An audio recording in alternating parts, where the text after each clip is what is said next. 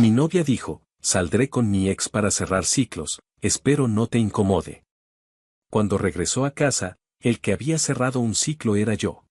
Me llamo Farid, tengo 28 años, y esta es mi historia con Keyla, que en ese momento tenía 25.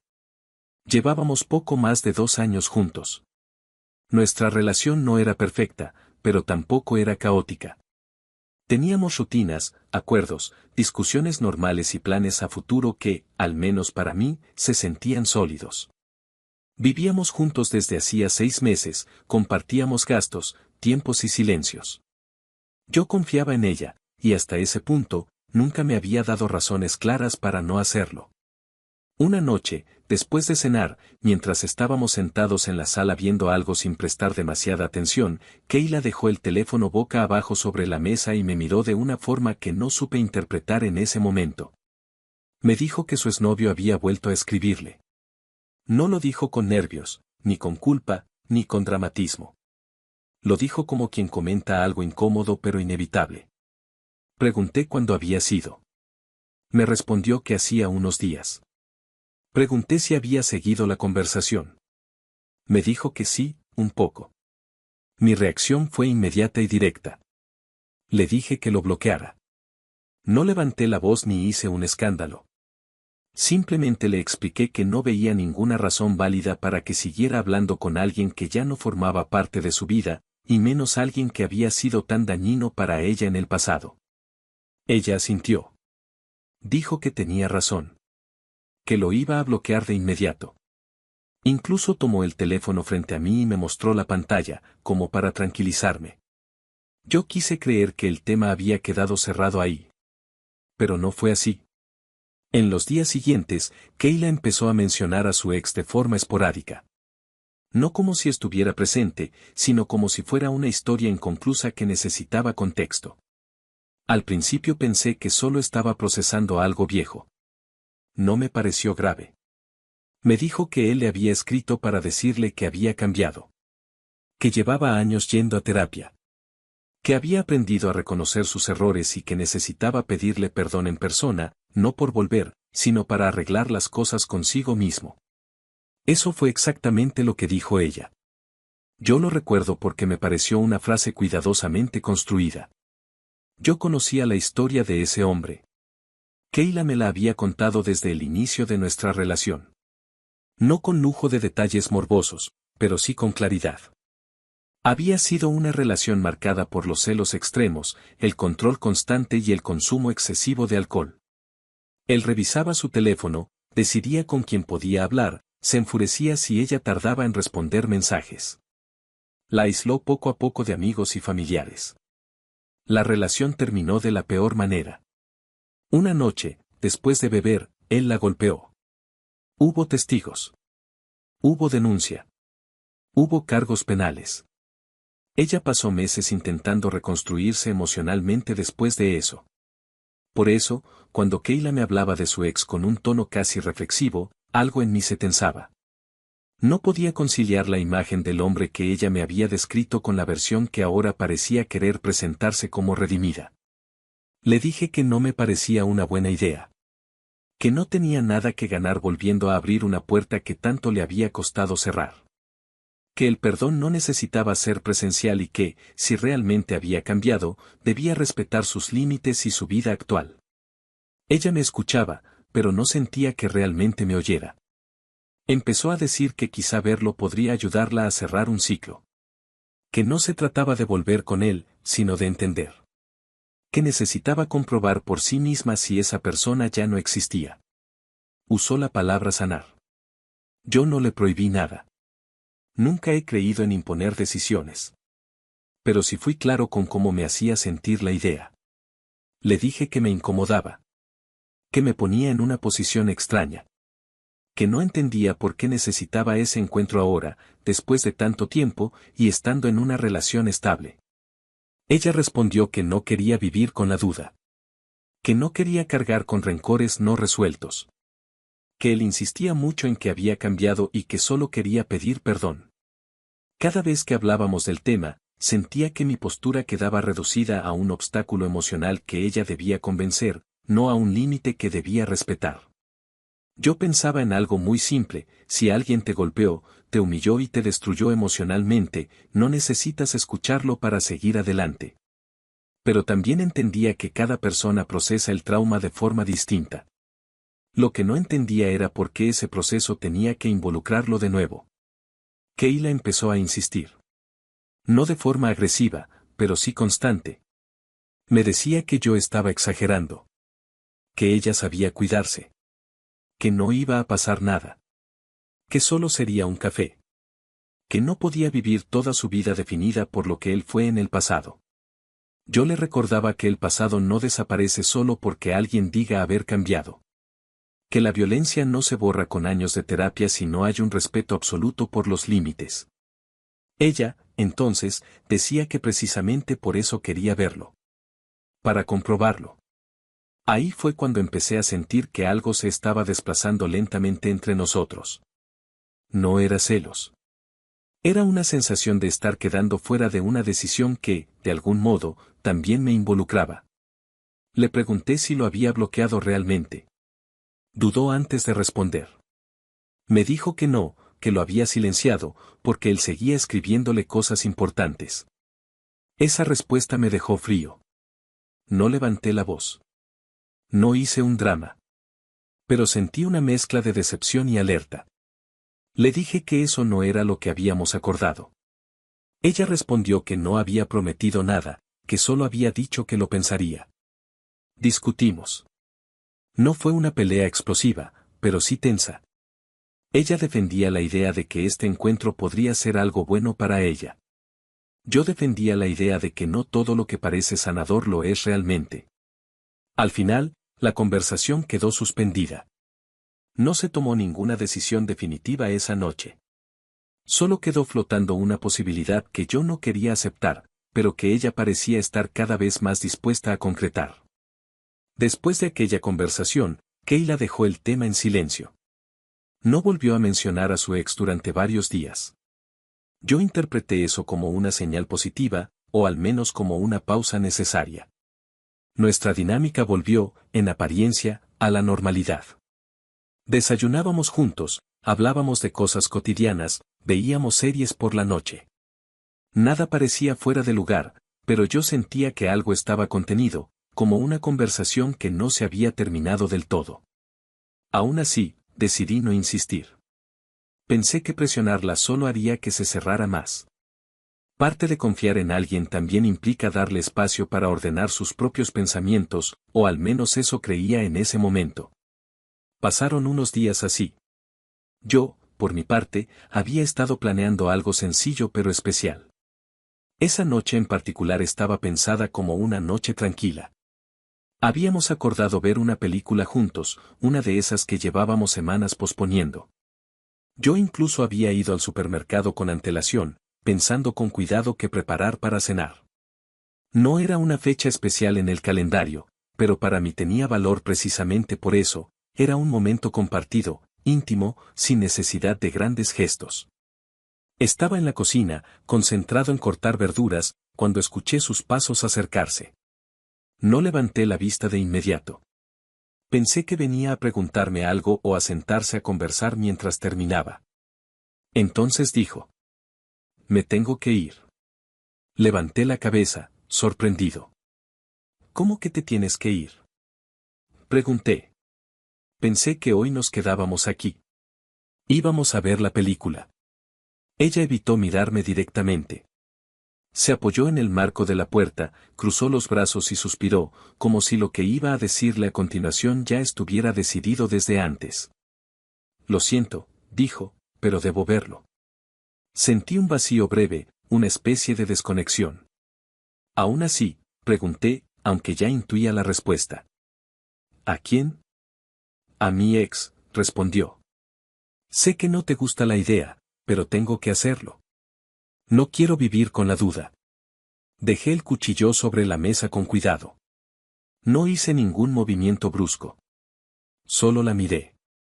«¿Duda de qué?», pregunté.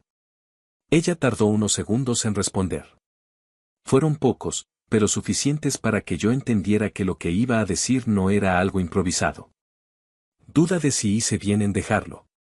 No hubo gritos en ese momento. No hubo reproches inmediatos. Solo una claridad repentina, casi dolorosa. Todo encajó. Las conversaciones anteriores, la insistencia, la forma en que hablaba de él, la necesidad de verlo en persona. Ya no se trataba de cerrar un ciclo, ni de un perdón simbólico. Era otra cosa. Asentí lentamente. Perfecto, dije. Entonces ve. Ella abrió los ojos, sorprendida. ¿En serio? Preguntó. Sí, respondí. Ve. Su expresión cambió. Pasó de la tensión defensiva a una especie de alivio inesperado. Me da gusto que no te incomode, dijo. Pensé que iba a ser peor. No respondí. No porque no tuviera nada que decir, sino porque cualquier cosa que dijera en ese momento habría sido inútil. Ella interpretó mi silencio como aprobación. Se dio la vuelta y se encerró en la habitación. Yo me quedé solo en la cocina, con la cena a medio preparar y una sensación extraña en el pecho. No era rabia inmediata. Era una mezcla de decepción, lucidez y una calma que no había sentido antes. Como si, por primera vez, estuviera viendo la situación con total claridad, sin intentar justificarla ni suavizarla. Desde la cocina podía escuchar ruidos apagados, cajones abriéndose, el sonido metálico de perchas, pasos apresurados. Minutos después, Keila salió de la habitación. Llevaba un vestido corto que no solía usar para cosas informales. Estaba maquillada de forma más marcada de lo habitual. No era exagerado, pero sí evidente. El tipo de arreglo que uno hace cuando quiere causar una impresión específica. No me preguntó cómo me sentía. No dijo que volvería pronto. Solo tomó su bolso y las llaves. No tardo, dijo. Asentí. La puerta se cerró detrás de ella. Me quedé de pie unos segundos, mirando el espacio vacío que había dejado. Luego apagué la estufa. Guardé los ingredientes sin cuidado. La cena dejó de importar en ese instante. Fue ahí cuando empecé a pensar qué hacer ahora. No de forma impulsiva. No desde la ira. Pensé con una claridad fría que, en retrospectiva, me sorprende. Entendí que lo que acababa de ocurrir no era un accidente ni una confusión momentánea. Era una decisión consciente. Ella eligió irse. Eligió priorizar una duda sobre nuestra relación. Y yo también podía elegir. Para entender lo que vino después, es importante explicar algo del contexto en el que vivíamos. Keila y yo compartíamos esa casa, pero no era un lugar cualquiera. La casa era de mis padres. Ellos no vivían ahí, me la habían prestado mientras resolvían otros asuntos personales. No pagábamos renta, solo los servicios y el mantenimiento básico. Era una zona privada, con acceso restringido.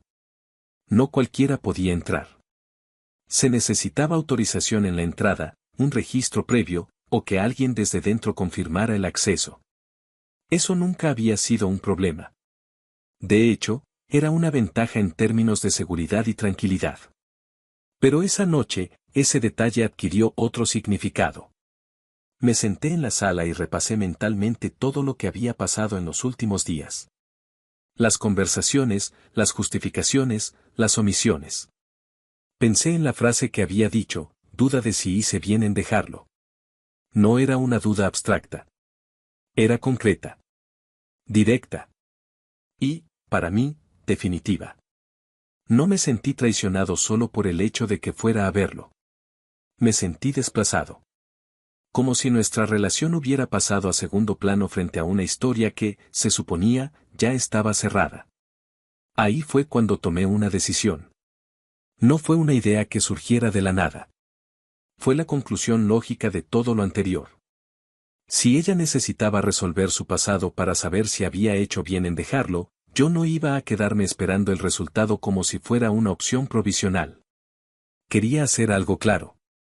Algo que no dejara lugar a interpretaciones ni discusiones interminables. Algo que, sin violencia ni escándalos, marcara un punto final. No iba a gritarle cuando regresara. No iba a hacer escenas. No iba a rogarle que se quedara. Quería darle una sorpresa.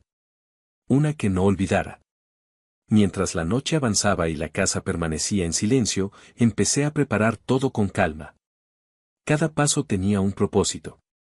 Cada detalle estaba pensado para que el mensaje fuera claro, sin necesidad de palabras innecesarias. Ella había salido para cerrar un ciclo. Yo estaba a punto de cerrar otro. No tenía intención de irme de la casa. Eso lo tuve claro desde el primer momento. No porque fuera un acto de orgullo, sino porque, objetivamente, no tenía sentido. Yo no había hecho nada mal. Además, esa casa no era un espacio neutral, pertenecía a mis padres, y Keila siempre lo supo. Vivíamos ahí por un acuerdo familiar, no porque fuera un proyecto que hubiéramos construido juntos desde cero. Lo primero que hice fue llamar a mi padre. Eran cerca de las 11 de la noche. Dudé unos segundos antes de marcar, pero sabía que no podía manejar la situación solo si quería hacerlo bien y sin improvisaciones. Mi padre respondió casi de inmediato. Le conté todo, sin adornos ni dramatismos, el mensaje del ex, la insistencia de Keila, la frase sobre la duda, su salida esa noche. Escuchó en silencio. Cuando terminé, hubo unos segundos de pausa. Luego habló con un tono seco, directo, sin rodeos. Mira, hijo, me dijo, primero que nada, eres un idiota. No me sorprendió. Mi padre nunca ha sido suave para decir las cosas. En el primer momento en que te dijo que había hablado con su ex, la hubieras echado, continuó. No bloqueado, no hablado, no pensado. Echado. En segundo lugar, esa mujer no está confundida. Quiere acostarse con el chico malo una vez más y convencerse de que ya cambió. Eso no es cerrar ciclos, es repetir errores. No respondí. Lo dejé hablar. Tranquilo, añadió. Yo me encargo de que no vuelva a tocar esa casa. Colgamos poco después. No me dio más explicaciones ni me pidió permiso. Conocía demasiado bien cómo funcionaba cuando tomaba una decisión. Pasaron apenas unos minutos antes de que alguien tocara a la puerta. Abrí y encontré a Jaime, el guardia de seguridad del fraccionamiento, acompañado de Leo, uno de los ayudantes. Ambos me conocían desde hacía años. Jaime habló primero, con respeto y profesionalismo. Buenas noches, Farid. El señor Aguilar nos comentó la situación, dijo. Nos indicó que usted nos entregaría las pertenencias de la joven para que podamos hacérselas llegar. A partir de este momento, ella ya no tendrá acceso al fraccionamiento. Asentí. No hubo preguntas incómodas ni explicaciones adicionales. Todo estaba claro. Fui a la habitación que compartíamos y empecé a sacar sus cosas. Ropa, zapatos, artículos personales. No revisé nada. No me detuve a mirar recuerdos. Simplemente tomé lo necesario y lo metí en bolsas. Leo me ayudó sin decir una palabra. Su silencio era casi más elocuente que cualquier comentario. En menos de media hora, todo estaba listo. Jaime tomó las bolsas. Se las entregaremos, dijo. No se preocupe. Los vi irse. Cerré la puerta. La casa quedó completamente en silencio. Esa noche no dormí. No porque estuviera angustiado, sino porque estaba atento. Esperando. No sabía exactamente qué, pero sabía que algo iba a pasar. Y pasó. A la mañana siguiente, alrededor de las 6, mi celular empezó a sonar sin parar. Llamadas, mensajes, llamadas otra vez. Miré la pantalla. Era Keila. Contesté. ¿Qué haces? Dijo, con la voz alterada. ¿Cómo que me restringiste el acceso? Amor, ¿qué te pasa? No respondí de inmediato. ¿Fue por lo de mi ex? Continuó. Tranquilo, ya cerramos el ciclo. Ya no nos veremos. Respiré hondo antes de hablar. Sí. Dije. Pues yo también ya cerré mi ciclo contigo. Hubo silencio al otro lado. Ahora búscate un lugar donde vivir, añadí. Porque aquí no vas a volver a entrar jamás. Su tono cambió de inmediato. Eres un idiota, dijo. Un poco hombre. No me afectó. Ya no. ¿Sabes qué? Continuó. Para que te duela, te voy a decir la verdad. Anoche lo hicimos. Mi ex y yo. Y me encantó. Jamás sentí la misma chispa contigo. Él sí sabe hacerlo. Él tiene esa habilidad. Escuché todo sin interrumpirla. No sentí el golpe que quizá ella esperaba provocar. Lo que sentí fue una confirmación. Una calma extraña, incluso alivio. Pues esperemos que tenga la habilidad para apoyarte y darte asilo en su centro de rehabilitación, al menos, respondí. Dicen que tiene camas cómodas. Se enfureció. Eres un poco hombre, repitió. No vales nada. Colgó. Me quedé mirando el teléfono unos segundos. No había tristeza. Tampoco orgullo. Solo la sensación de haber salido de algo que, de haber continuado, habría sido mucho peor. Ese mismo día cambié las cerraduras interiores, por recomendación de mi padre, aunque no era estrictamente necesario. También guardé cualquier objeto que pudiera tener un valor emocional para mí. No porque quisiera borrar el pasado, sino porque ya no necesitaba convivir con él. Pasaron algunos días desde la última llamada. Yo había vuelto a una rutina más estable. No perfecta, pero funcional. Iba al trabajo, regresaba a casa, ordenaba cosas que había postergado y, sobre todo, mantenía distancia. No volví a responder mensajes ni llamadas. Para mí, la historia estaba cerrada. Una tarde, mientras salía del fraccionamiento, me detuve un momento en la pequeña caseta de acceso. Era un procedimiento habitual.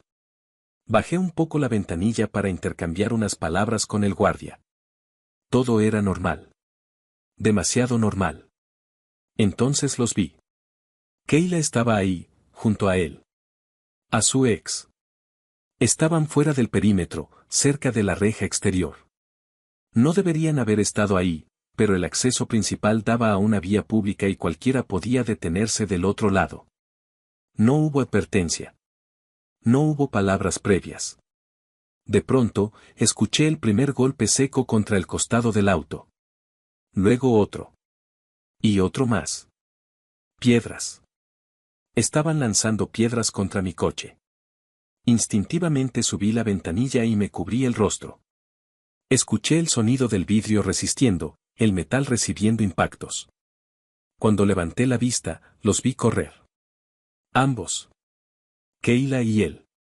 Riendo nerviosamente, como si acabaran de hacer una travesura. Se subieron rápido al auto del ex, un Nissan Sentra gris, bastante desgastado, y arrancaron. Miré mi coche. Algo dentro de mí se encendió en ese momento. No fue solo rabia. Fue una sensación más profunda, más visceral. Ese auto no era solo un medio de transporte para mí. Era algo que cuidaba con obsesión. Lo había comprado con esfuerzo, lo mantenía impecable. Un Dodge Challenger negro, al que le dedicaba tiempo, atención, dinero. Verlo así, marcado, golpeado, dañado por un acto tan infantil y violento, cruzó una línea. No pensé demasiado. Puse el auto en marcha y di reversa con rapidez. Salí del fraccionamiento y tomé la vía principal. A lo lejos, vi el Sentra acelerando, intentando alejarse. Mi coche era más rápido. Mucho más. No iba a golpearlos. Eso lo sabía. No tenía intención de hacerlo. Pero quería que se detuvieran. Quería que entendieran que lo que acababan de hacer tenía consecuencias. La adrenalina me recorría el cuerpo, pero mi mente estaba extrañamente enfocada. Los alcancé en pocos segundos. Me coloqué a su costado, lo suficiente para que me vieran. Vi el rostro del ex al volante. Estaba alterado. Keila miraba hacia atrás, claramente nerviosa ahora, ya sin rastro de risa. Hice una finta. Giré el volante ligeramente, simulando que iba a impactarlos por el costado. No los toqué. Pero fue suficiente. El ex perdió el control. Frenó de golpe, giró mal, y el auto se desvió. En cuestión de segundos, El Sentra se subió a la banqueta y terminó chocando contra un poste de luz. El sonido del impacto fue seco, contundente. Frené a unos metros. Me bajé del coche con las manos visibles. No me acerqué de inmediato. Varias personas ya se estaban deteniendo. Alguien llamó a la policía. Kayla salió del auto gritando. El ex estaba desorientado. Olía a alcohol incluso desde la distancia. En menos de 10 minutos, llegaron las patrullas. Nos separaron. Tomaron declaraciones. Revisaron daños. Me pidieron que explicara por qué los había seguido. No mentí.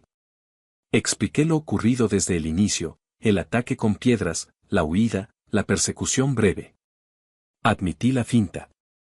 No intenté justificarla, solo la describí. Nos llevaron a los tres a la comisaría. Ahí todo se volvió más frío, más administrativo. Peritajes, reportes, tiempos de espera. Mi abogado llegó poco después, avisado por mi padre, que ya estaba enterado de lo sucedido. El resultado fue claro. Yo enfrenté una multa considerable por conducción imprudente. Nada más. No hubo cargos mayores porque no hubo contacto físico entre los vehículos y porque la agresión inicial estaba documentada. Ellos, en cambio, enfrentaron cargos por daños a la propiedad. Además, se emitió una orden de alejamiento. Kayla no podía acercarse a mí ni al fraccionamiento. El ex tampoco. Pero eso no fue todo. Durante el procedimiento, quedó claro que el ex estaba bajo los efectos del alcohol. No de forma leve. Lo confirmaron las pruebas. Se le dio a elegir, prisión preventiva o internamiento obligatorio en un centro de rehabilitación. Eligió el centro. Kayla gritó. Insultó. Me culpó de todo. Dijo que yo había provocado el accidente, que estaba loco, que era violento. Nadie le respondió. Nadie discutió con ella. Todo estaba registrado. Salí de la comisaría entrada la noche. Mi coche estaba dañado, sí. Pero era reparable. Lo demás, no. Con el paso de los días, la adrenalina bajó. Pagué la multa. Reparé el auto. Cumplí con todo lo que me correspondía. No intenté volver a saber de ellos. No me interesaba. Supe, por terceros, que Kayla tuvo que mudarse de urgencia. Que el ex permaneció internado más tiempo del que esperaba. Que la historia volvió a terminar como había empezado, caos, violencia y excusas. Yo, en cambio, empecé a sentirme bien. No eufórico. No victorioso. Simplemente en paz. Entendí algo importante, no se trata de ganar o perder una relación. Se trata de salir a tiempo de lo que no te corresponde cargar. Yo no cerré un ciclo con drama ni con discursos. Lo cerré cuando dejé de justificar lo injustificable. Hoy sigo adelante. Con más cuidado, con más límites y con una lección clara, cuando alguien duda de haberte elegido, ya te dio la respuesta. Y no necesitas quedarte a escucharla 2 veces.